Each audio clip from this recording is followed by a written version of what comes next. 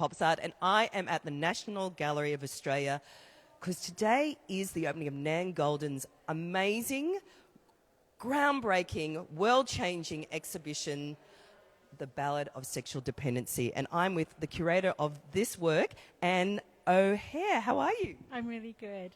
Bit less nervous than I was a little bit while ago, but I'm just calming down, Bex. I do my best for you. Yeah, I completely trust you. I know you're very connected to the work, and I can feel. But 73 hours later, I'm still like she's still in kindergarten. But no, we'll try to keep moving along. Yeah, absolutely. Now, this work is so exciting for the gallery because the gallery's purchased 160 images that make up this seminal kind of exhibition.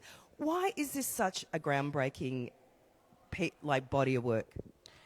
It's made in the late 70s and early 80s in New York, which was an extraordinary time. I always love to think that Nan got to New York and at the same time as Madonna. So I always think of Madonna, that early, really grungy, fun, radical Madonna.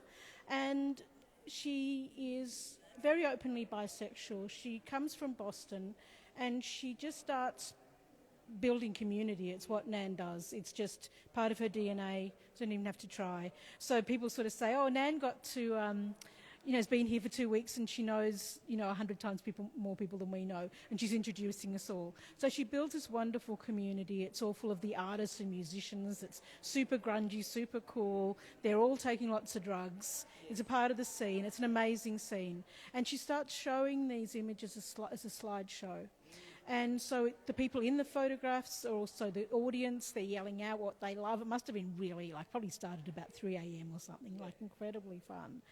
And it's this community, I'll just say straight out, by the time it sort of comes into this, builds into this thing that then becomes called the Ballad of Sexual Dependency over time, over a long time. So she knows what's working just through showing it to everyone.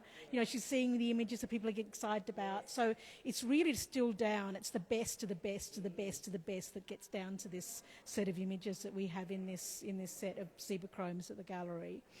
They've all worked. So, people say, what's your favourite? And I'm like, every one of them. Yeah. Like, every one of them you could just look further and further and further into.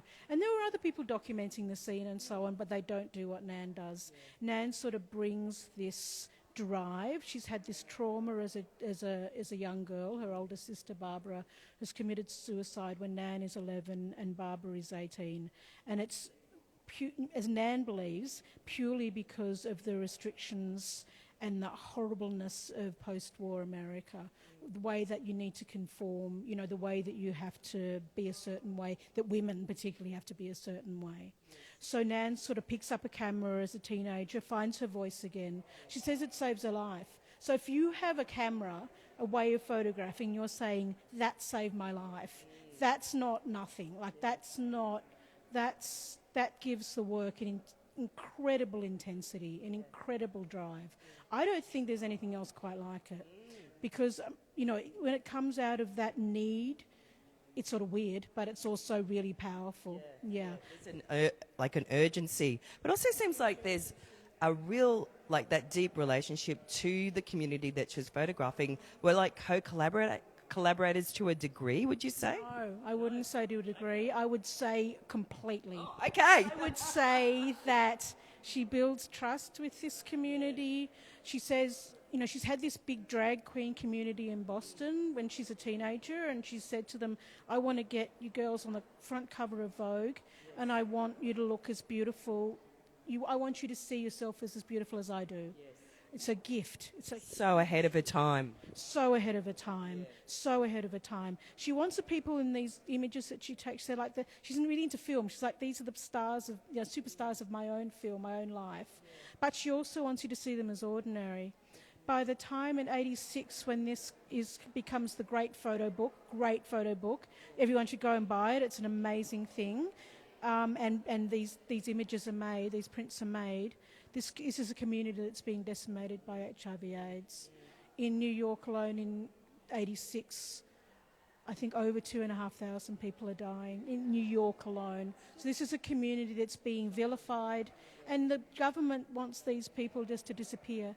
So they want them just to go to hospital, for them to die, for them to to vanish. And this Just so recently this was going on. yeah, it's still this body of work is as relevant today as it was. And, you know, as conservatism takes over the world, it's more important than ever. It's a ballad, it's a body of work that's about the importance of friendship. And I always think of that Nina Simone, you know, music's very important, both film and music very important to Nan.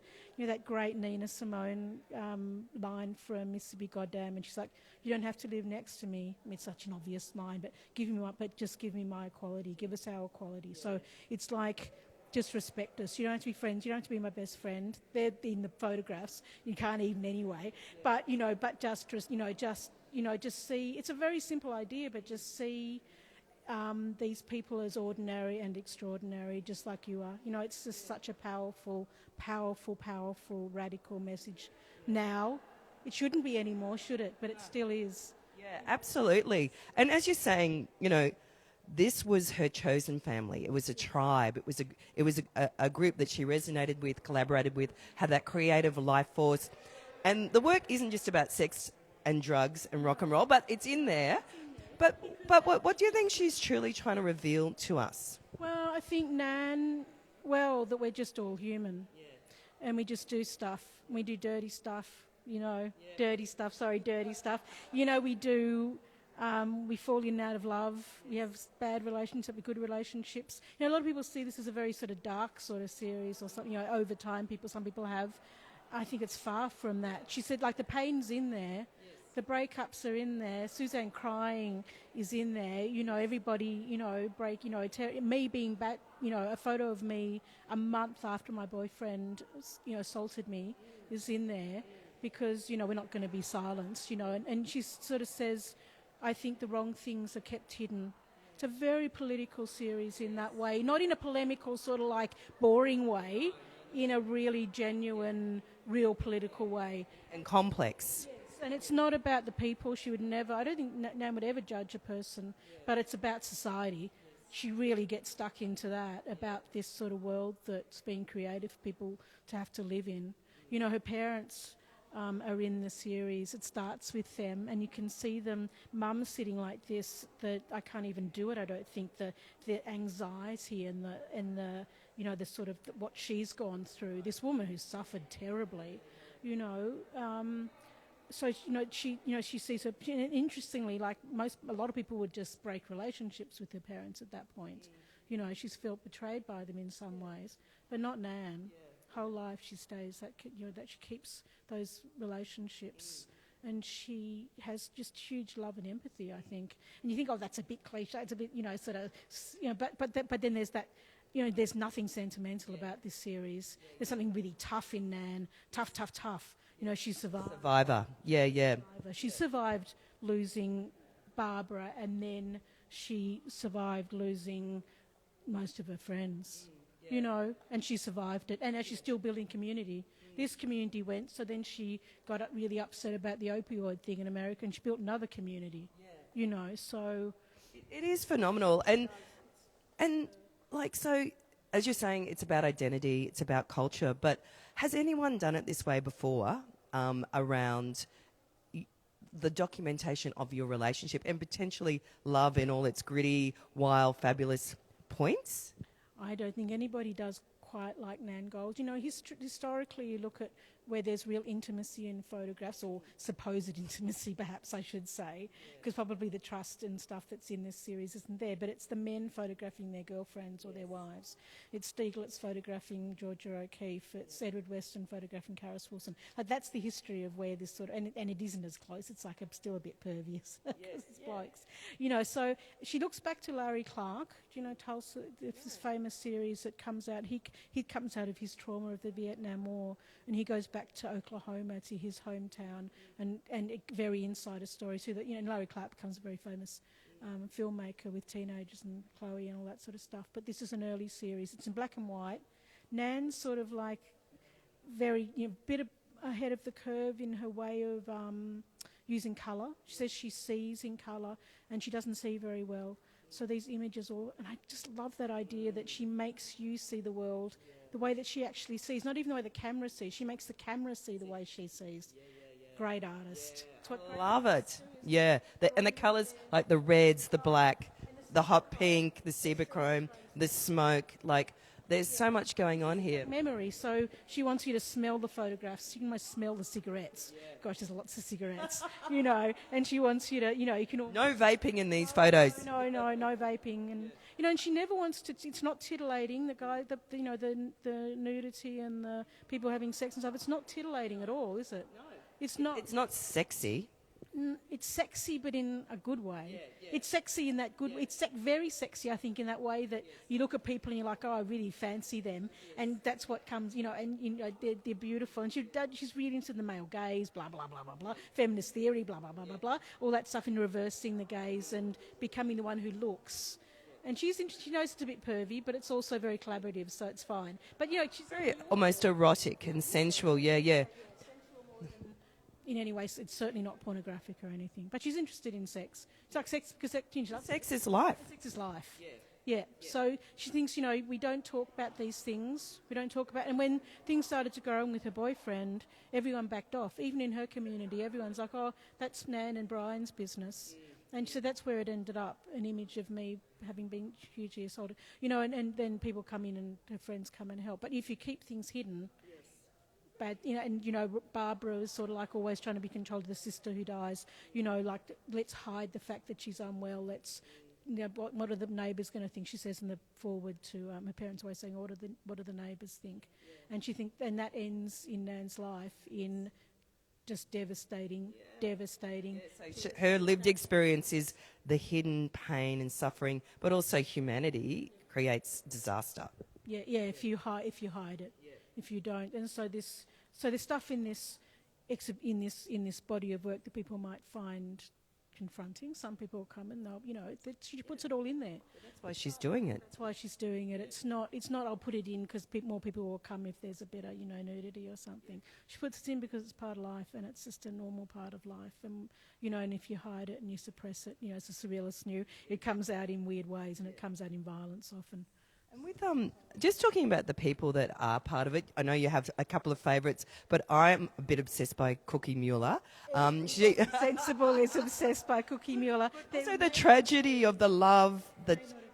a cooler person ever, in the John Waters films. Yeah. And again, like, they're up in Provincetown and Nan wants to meet Cookie and she's like, I'll use the camera. So she gets in there and builds her friendship with Cookie by photographing her. It's why she builds connections. Right. And then Cookie's in the images and very, very, very close. But that sort of queerness is all the way through the ballad as well. Like Greig Langton, her wonderful transgendered friend, is in the very first photo. So already it's starting to be complicated. Yes. And I love the fact too that there's stories in here that because of Cookie, because she's one of the down. She's so cool. But most people in this ballad you only know because of Nan. They're just friends with Nan, so you don't know those backstories. Right. You suspect them. And you want to know. You want to know more. The community knows. Yes. It's a gift to the community, and it's gone broader than that. And you can still love the photographs, but I reckon people looked at some of these images. So Cookie was with Sharon Neeps for years. They were a long-term couple, and that beautiful son of the beautiful image of Cookie with Max. So these are Cookie's kids, Sissy? Oh, Cookie's son's Max. But she puts kids in because of that thing, like, in 1986, it's like the headlines is gays kills babies. They're vilified, they're scary. Dehumanised. And she's like, we get married, we have babies, and we hang out, and we get bored, and we're fantastic, but we're also really ordinary. As I said, it's a really sort of simple story. But that's why the kids are in. I think she loves kids. She did a whole body of work later just about kids. I think she's really interested in identity. So, and her own childhood. She's obviously never. That's such a big part of her life. I think every exhibition she's ever done is devoted to, Greer or Cookie or Barbara. They're these people that she's lost. And she says that really moving thing. She's, I photograph people keep them close, and I've just realised how much I've lost. 3 years after this ballad, and look how vibrant Cookie looks in these images. I love Cookie. She's so beautiful and so but rock and roll, it's like this whole other aesthetic and fashion idea of what beauty is. Incredible. So Nan, this book comes out in 86, and this, it sort of gets codified in a way. And then Nan sort of goes dark, and then she gets back to Boston and gets herself cleaned up. People say to her, how can you be killing yourself on booze and drugs, Nan, when all your friends are dying from HIV/AIDS? And she's like, yeah, you're right. You're right. She gets it. She's like, it was a wake-up call. Goes back to David Armstrong, one of her earliest friends. She gets cleaned up, and she gets back to New York in 89, and Cookie's dying of HIV/AIDS. Victoria, who she's marrying here. And everyone would have gone like, oh my God, Cookie's getting married to a man? Yeah. Oh, okay. And so anyways... But what a great wedding dress. Oh, I know, so cool. By 89, Victoria has died, and Nan comes back and she curates the first show on HIV/AIDS in a public museum at Art Space, which gets all this controversy.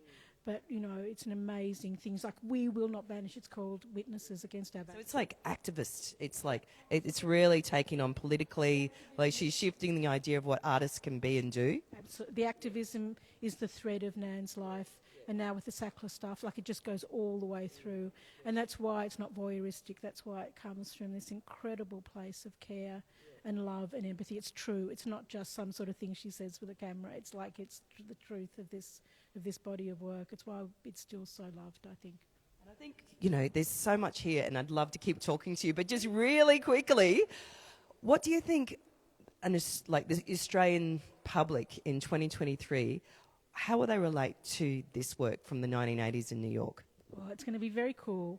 Everyone comes in and looks at the photographs and they're like, oh my God, like straight back to my own, 20s, even. Well, the kids will go, oh my God, look at all the fun we missed out on in our screen universe. Oh, I know it is. I mean, even by 86, she knows. She sort of says, I didn't photograph for the future. I photographed to remember and in the present and so on. I was just photographing my life.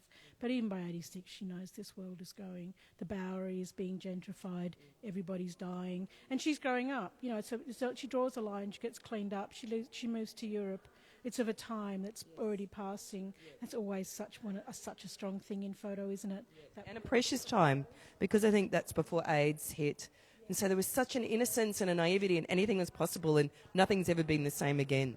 No, I think it is of a time, and we sort of have that yearning for that time. And I don't think, we'll ever get back to that time again. Well, I want to keep talking, but that was so great. But thank you so much. I love this. Come and see the show. It opens tomorrow here in Canberra. It's worth the trip to Canberra if you live in other parts of Australia, but this is where it's at. Thank you. Anybody about it, yes, you can tell. Thank you.